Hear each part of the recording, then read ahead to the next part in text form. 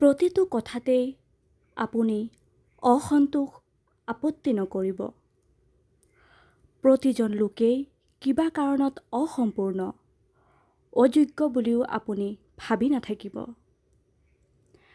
আপুনি এই পৃথিৱীত অৱতাৰ লোৱা নাই।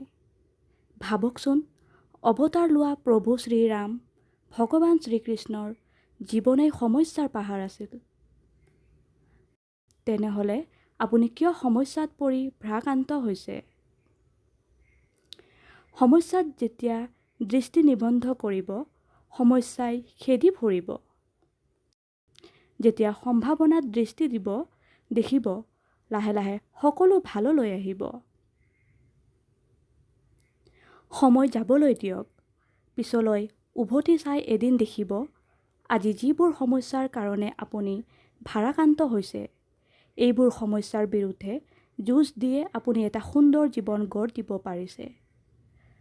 বেছি চিন্তা নকৰিব, ভালেই থাকিব আপুনি। ধন্যবাদ।